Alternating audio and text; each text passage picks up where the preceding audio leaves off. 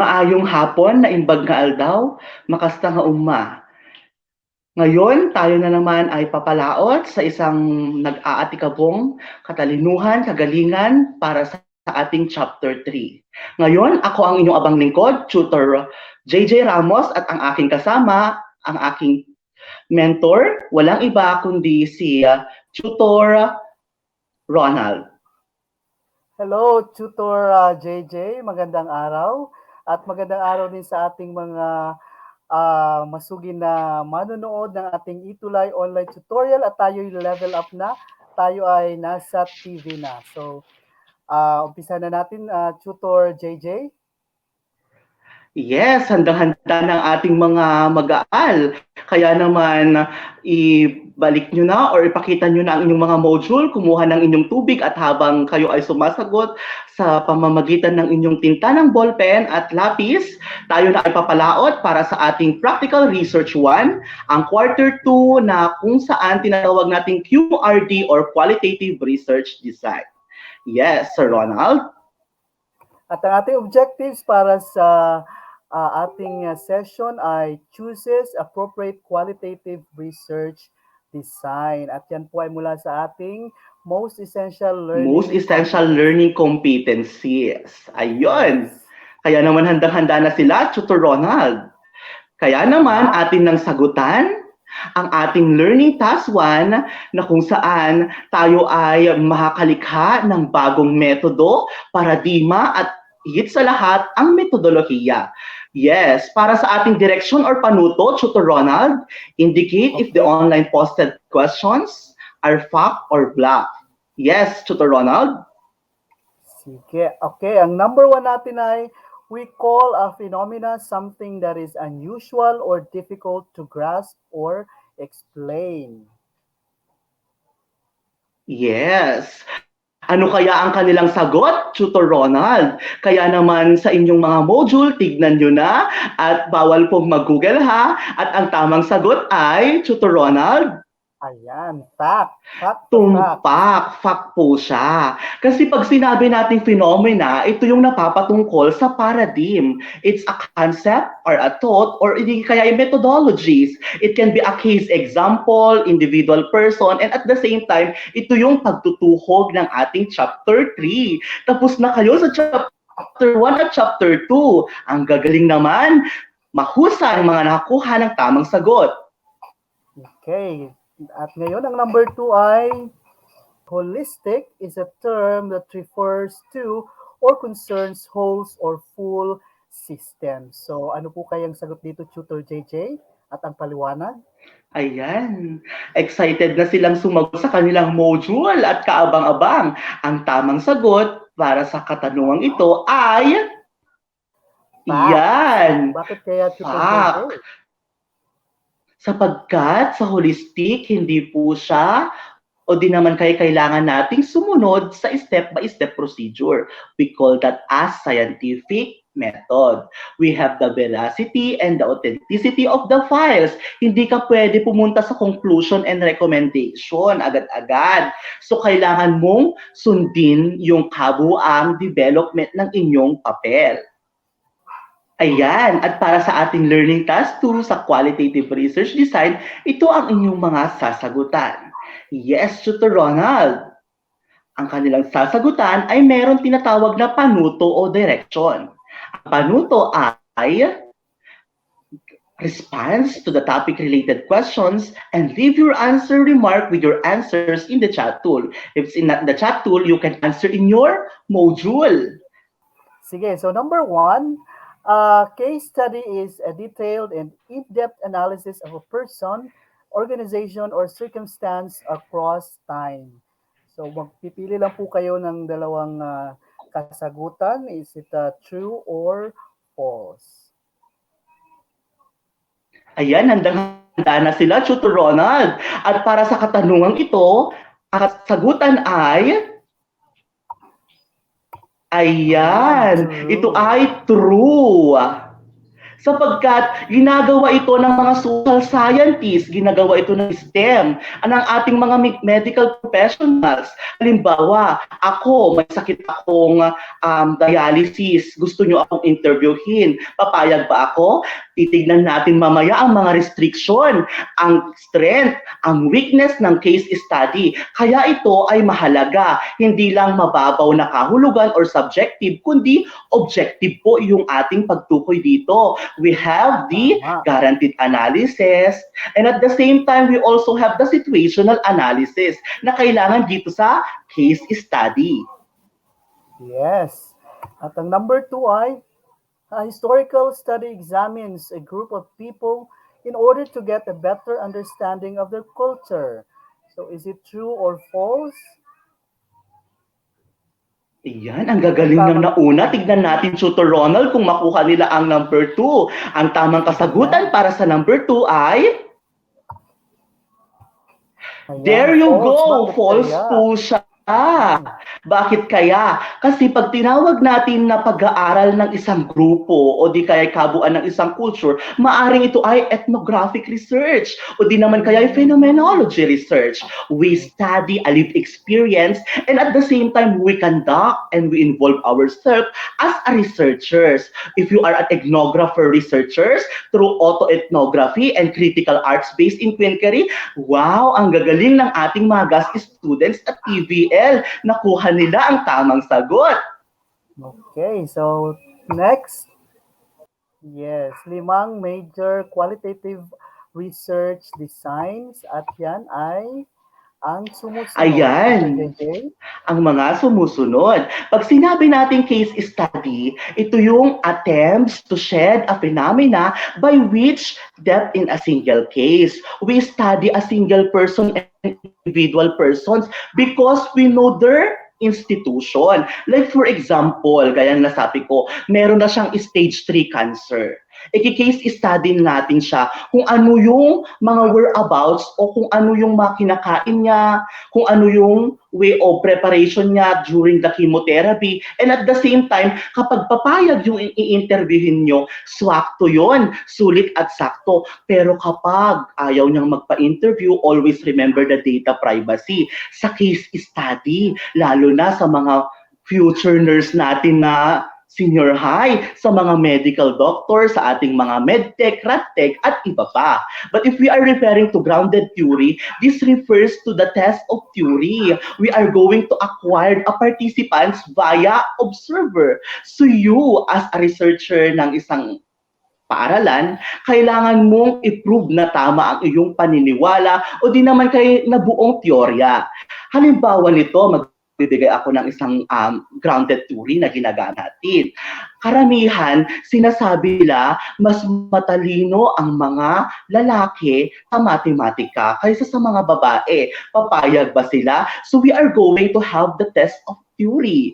We are going to have a grounded theory, but always remember that to do the triangulation method for the validity and the reliability of your documents. Halimbawa, itong group na to or participants na to, kailangan nila na ma-confirm na totoo yung sinasabi ni participants 1. So, i-confirm into other group para makabuo siya ng tinatawag nating triangulation method.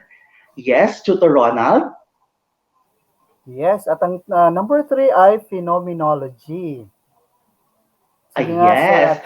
So, sinabi dito, Tutor Ronald, that this is an experience. The present themselves is a conscious. So, without recourse to a theory, Sir Tutor Ronald, we can conclude that this is a deduction or assumptions from other discipline. Hindi tayo na kontento sa sinasabi na mas mabango ang product na to sa product na yon. So, anong gagawin nating QRD or yung qualitative science na approach? Phenomenology. So, iti-test natin yung assumption and at the same time, i-confirm natin yung discipline na yun kung tumatama, kung conscious ba, kung aware ba, kung yung structure ba ay sumasakto sa theory na yun or nagre-recourse po siya. Yes? Ayan. Okay na okay ang ating mga mag-aaral, Sir Ronald.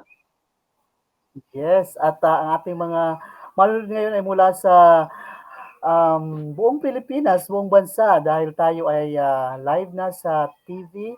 Um, so ang number 4, Tutor JJ ay ethnography, tama? Yes, Tutor Ronald. If we are referring to ethnography, this is socio-cultural responses. And at the same time, a phenomena. Like us, with yung aming papel na culture ng yoga, Tutor Ronald, pinag-aralan namin yung paano sila mag-pray, kung ano yung kinakain nila sa isang katutubo, o di naman kaya ano yung language na nabuo doon. We use the 3 years sa Ronald na natapos namin yung ethnographic research. Sapagkat hindi lang po siya basta-basta. Meron tayong proseso na sinusundan. We have the consultation of the NCIP. We have also the MOA or the Memorandum of Agreement. And at the same time, we also have the letters. Pinapirma namin kay Kapitan. We use the elders or kumuha kami ng mga matatanda. And at the same time, pinag-compare namin kung tama o mali. So yung culture na namutawi doon, ano siya? So it comes from the word ethnic. At feet, ibig sabihin sinulat siya. So ethnography, we are going to have a ethnographic researcher sa isang komunidad. Always remember na kapag hindi pumayag yung isang komunidad na mag-contact ka o pumunta ka doon sa kanilang tribo o di kaya katutubo man yon, wag pong gagawin yon. Sir, paano po yan? STEM student at HUMS student ako. Ang hirap ngayon mag-conduct, sir, ng ethnographic research. Is it possible? We have the so-called Psikolohiyang Pilipino and Ethnography. We have the pakikipagkwentuhan, the pakikipagmuhay, at pakapakapa, pagtatanong. And pagtatanong, tatlong klase yun. The structured, the semi-structured, and yes, ang gagaling nila, Tutor Ronald. So master nyo tong ethnographic. Always remember ha, mag-ingat sa ethnographic research kasi hindi natatapos ito ng 6 na buwan. So I recommend, gamitin nyo sa new normal or bagong kadaywan ang auto-ethnographic research. Pwede siya. I-connect nyo siya into internet-mediated research. Magpaalam, i-consider ang data privacy. Kung ayaw magpa-interview ng lalaki dahil ayaw niya yung tanong ninyo na close-ended, since qualitative research design kayo, okay, wag mag-conduct.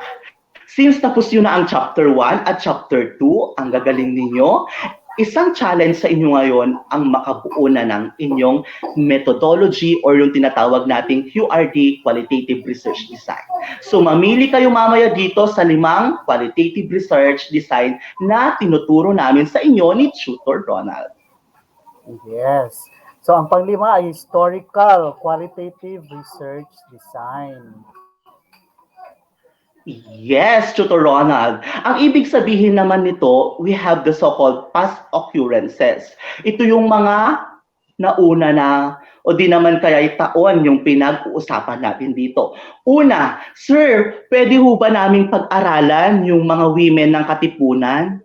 Yes, you can. Sir, paano yan? Ramos at De La Cruz daw yung nangunguna na apelyido dito sa Pilipinas. Pwede po namin pag-aralan? Yes na yes naman. At sir, pwede pa namin pag-aralan yung istorya ng aming barangay or ang aming festival dito sa San Juan City?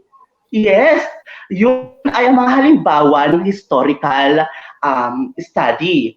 So, ang ginagamit natin dito sa historical analysis ay marami. Gaya ng pagtatanong at higit sa lahat, ang tinatawag nating filing system. But always remember, mga senior high school natin, kung hindi sagot ang gaps at issues sa qualitative research design na napili, pwede po siyang palitan. What I'm pointing here is, you have the time to work with your groups. Sir, yung group po, hindi po siya tumutulong. Ako nga na po, nagtapos sa chapter 2. Ako pa po yung chapter 3. It's a matter of managerial skills and managerial time. Ikaw na leader sa inyong grupo. Sulat ng sulat until such time na malalab nila ang research. Ibig sabihin nito, sir, mahirap ba talaga or madali? Ang sagot, madali. Pero kapag kayo, mga senior high school na nanonood ngayon, ay mag-aral na sa mas mataas na antas gaya ng kolehiyo, ng inyong masters, o di naman kayo yung postgraduate studies na tinatawag natin, doon na yung tinatawag nating bakbakan. Kasi bubuo ka na doon ng sarili mong teorya, ng sarili mong modelo, ng prinsipyo, ng law, at higit sa lahat, bubuo ka ng sarili mo na, ako ang nag-research dito. So itong 5 major qualitative research design na ito, Tutor Ronald, ay napakadali. Ang katanungan, Tutor Ronald, kung ikaw yung senior high school na mag-aaral dito at ngayon ay nagkakandak ka na ng iyong research, ano yung pipilihin mo dito, Tutor Ronald, at paano mo siya gagawin? Siyempre, ang pagpili ng ating research design ay kailangan nakaangkla sa ating research questions or topic, di ba? So dapat balikan natin ang ating chapter 1 at chapter 2 upang magkaroon tayo ng tamang desisyon or akmang para sa akmang research design ng ating qualitative research. Tama ba, Tutor JJ? Yes, tamang-tama, Tutor Ronald. At higit sa lahat, gaya nga ng nasabi mo, Tutor Ronald, na mag-match yung research title, yung SOP or Statement of the Problem, balikan nyo rin ang inyong RRL. Baka malay nyo, may mga nauna ng study or i-replicate nyo lang yung qualitative research design na yun at nagmamatch siya sa qualitative na RRS or Review of Related Studies and Review of Related Literature ninyo. At mahusay kayong mag-aral at magaling kayong lahat kung nasunod ninyo yon. Tama, Tutor Ronald? Tama, at tayo'y magtungo na sa ating sunod na discussion about strengths and weakness of qualitative research. So anong gagawin natin dito, Tutor JJ? At Ayan. ng ating mga manunood na mag-aaral? Yan, lagi nating tatandaan, mga tuti, na nasa loob tayo na ng pagsulat. So dito, ang isang strength na sinasabi ng qualitative research design ay to understand or to comprehend.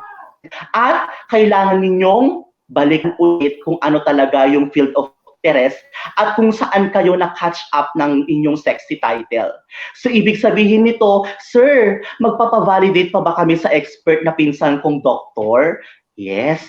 Sir, paano yan? Yung student ako at ako ay magiging isang pulis palang araw. Magpapavalidate pa kami. That's the power of social interactions. And under social interactions, we have the so-called open communications. To bridge the gaps, kailangan mong ipakonsulta sa mas nakakaalam ang inyong research, especially sa inyong design. Maraming mga statistician, grammarian ang nakakaalam dito. At kung may pinsan ka ng scientist o DOST scholar at alam nila yung paikot-ikot ng inyong research, can consult them. Okay. Sunod na strength or weakness? Ayun.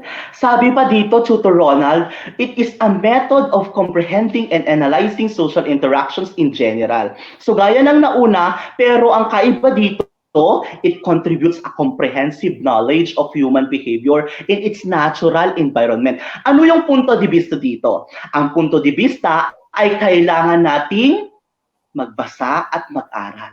Always remember the principle of learn, unlearn, and relearn. Why I'm say so? Because the knowledge na nagko-contribute kayo sa isang komunidad o sa inyong school, ang ibig sabihin nito, kalakasan yon ng inyong research design. Hala sir, tama yung sinabi mo kanina.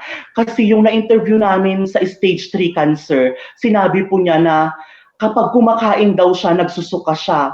At mas bali na magbigay na lang siya ng oras or espasyo sa kanyang pamilya sa pakikipagkwentuhan kaysa sa kumain dahil stress at depressed siya. So ano yung gagawin mo as a researcher? Huwag mo nang ituloy yung interview. Find another respondent or kalahok na pwede mo siyang interviewin. Kasi dito, yung komprehensibong pagtalakay mo, hindi lang sa attitude. You also include the behavior. Sir, paano yung in-interview namin? Noong first day, interview, pero nung second day, ayaw na niya kasi, daw sir, busy po siya. It's a matter of data privacy. Kung ayaw, respect.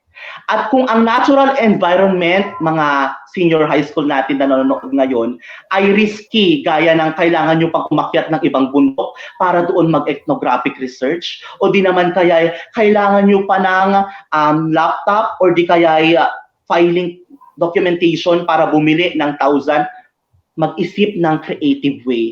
Ang daming bago na kailangan nyong pag-aralan. Kaya i-consider nyo dito ang inyong setting. Kung nasa barangay kayo at bawal tayong lumabas dahil naka-ECQ, GCQ, at MECQ, it's a matter of social media. Sir, so SOCMED, pwede ba yung pag-contact namin sa mga researcher na nasa bundok na to, patungong bundok na yon? That's what we call the natural approach. So under strengths, we have the natural environment. All right. So number 3. Sinabi dito na it energizes the researcher's work. It allows for several techniques of collecting and analyzing data. Bakit? Kailangan ng researcher na bumuo din siya ng technique. Sir, ang technique ba at methods ay pareho? It is similar way. Pero ang pinagkaiba dito, ikaw na researcher, ang nakakaalam sa scenario at whereabouts o patutunguhan ng research mo, kaya kailangan mong intindihin yung pangongolekta ng datos. Kung mahirap, think of a creative way. Kung mahirap sa pag-analyze, kumonsulta sa expert. Sir, paano yan? Sinabi po ng panel at advisor ko ay yung methodology ko daw ay naka-align din sa susunod po na chapter. It's a matter of win-win solution. Ikaw na researcher sa grupo at 3 kayo or 4 sa grupo, kailangan mong makisama, makisabay, at higit sa lahat, merong suporta sa isa't isa. Dahil ang research, kailangan ng tulungan at walang iwanan. Dahil dito sa research, walang batang maiiwan. Tama. At ang number 4. Ayan. So, it is open-minded inquiry causes data overload, demanding prolonged processing. So, sabi natin kanina na ang qualitative research ay it takes time. Minsan, dahil nga ikaw as a researcher ang nakakaalam sa mundo ng culture na yon or tradition na yon, ikaw din ay sumasagot na sa inyong response. Oops, this is an disadvantage and weakness ng research. Minsan, kung hindi ka fair or bias ka sa data mo dahil, ganito kami magluto ng pansit kabakan dito sa Region 2. Ito yung mga sangkap. Dapat ang toyo ay ito. Oops, mali. Kaya na nasabi natin kanina, kapag prolong o yung pagproseso natin doon sa papel na yon ay hindi pantay, disadvantage ng qualitative research design yon. Kaya dito sa number 4, Tutor Ronald, wag na wag nating gagawin ito ha, dahil ito ay isa sa mga weakness or kahinaan ng research. Qualitative research, tama. Yes. Alright, so tungo naman tayo sa ating learning task number 3. Ito na ba ang ating panghuling task, Tutor JJ? Yes, Tutor Ronald. Yan na po yung panghuli na nating task. At ang directions or panuto sa ating learning task 3 ay analyze each question and choose the appropriate study method. Choose your answer from the choices offered. Leave a remark in the chat feature with your answer. Appropriate study method or yung research design. Tama ba, Tutor JJ? Tama na tama, Tutor Ronald, sapagkat ngayon, since hawak na hawak ang kanilang module habang kumakain ng mga masusustansyang pagkain at umiinom ng tubig, nanonood dito sa IBC channel, sagutan ninyo ang unang katanungan, mga senior high school student. Para sa unang katanungan, Tutor Ronald. Disregard pala yung last instruction natin ha, kasi hindi na tayo nasa online, di ba, Tutor JJ? Okay. So, ang number 1 ay... Ayan. Ayun. Number 1. Para sa unang katanungan, Culture and Tradition of Quirino Isabela. Ano to? Phenomenology, case study, holistic, o di naman kaya holistic study or historical analysis? Ano siya? Yes, Tutor Ronald? Tingnan natin. Ang mga pagpipilian ay ang mga sumusunod para sa letrang A, ethnographic, B, case study, C, grounded theory, at ang letter D, phenomenology. Ang tamang sagot ay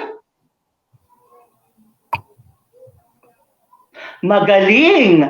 Ang tamang sagot ay ethnographic research. Ang gagaling ng ating mga GAS, ang mga ICT, HUMS, TVL, at STEM natin ng mga mag-aaral. Sapagkat dito kapag kultura, gawi, kilos, norms, fads, crazes, effects of their living, tradition, like for example, we have the tradition here in Isabela, the Atang. We offer rituals to a certain things that unseen. So, we do that. At ang pinaka-the best na gagamitin natin dito, mga senior high, ay yung tawag nating ethnographic research. Yes. At ang pangalawa, o di kaya 2, so what effect does cyberbullying have on victim? Letter A, ethnographic, B, case study, C, grounded theory, or letter D, phenomenology? The answer is there you go, phenomenology ang tamang sagot. Ang gagaling at dahil dyan, 2 thumbs up at sasabihin ko sa inyo na magaling. Ayun. So dito, kung papansinin ninyo dahil lived experience, ang mga biktima dito ay ang mga mag-aaral o di naman kaya ang community, maaari nating sabihin dito na ang phenomenology ay merong halaga dahil sa experience. Is like an instant. Isa sa mga estudyante ko dito sa senior high 2017 ay nag-conduct ng buhay ng magbabalot. Hindi natin alam ang istorya ng magbabalot. Paggising sa umaga hanggang pagbebenta ng gabi hanggang madaling araw, paano sila natutulog? At ang kita nila, 9 pesos to 10 pesos to 15 pesos. Sapat ba yun na buhay sa kanilang pamilya? At ano yung pinakamahirap na experience ng magbabalot sa daan? Diba? Kaya dito, we can conclude that cyberbullying or nakuha natin sa internet, so we have a lot of cyberbullying issues that we should address. So sa mga senior high school natin na nagbabalak na mag-retoke o mag-revise ng kanilang papel para sa kanilang gagamiting qualitative research design, ingat-ingat tayo sa pagta-type. Gaya ng nasabi ni Tutor Ronald, dapat align yung research title, align yung chapter 2, at ang pinakamahalaga, all the sort of research, we call that as SOP or yung statement of the problem. So under this, Tutor Ronald, we can say that ang research talaga ay pagsagot ng gaps. At masasabi natin na, Sir, paano yan? Hindi namin alam. Humingi ng intervention kay Lord dahil si Lord ang makakasagot ng inyong mga katanungan. Ayan, at para sa ating mga nagamit na materyales, kailangan natin lagyan ng citations. Para sa ating acknowledgement, ang nagamit na module ay mula sa division ng Masbate, mula sa Calabarzon, ang learning activity sheet ng Region 2, at higit sa lahat, ang Vice President ng Isabela State University na si Sir Boyet Batang. At ang excited para sa publication natin sa Web of Science at sa DOST. From Europe, kinontak niya talaga ang DOST. We have Sir Arborim Iseni ng University of Macedonia. At syempre, ang University of the Philippines, partikular ang kanilang kilalang journal sa Web of Science at SIMAGO na Humanities Diliman. At dyan na po nagtatapos ang ating talakayan para sa quarter 2, week 1. Abangan nyo muli kami sa mga nag-aatikabong balitaktakan at talakayan sa chapter 3 natin sa susunod na talakayan. Ako ang inyong abang lingkod, Tutor J. Ramos ng SDO Isabela. At ako naman po si Tutor Ronald ng SDO Leyte. Na nagsasabing, ang research ay buhay. Paalam sa inyong lahat.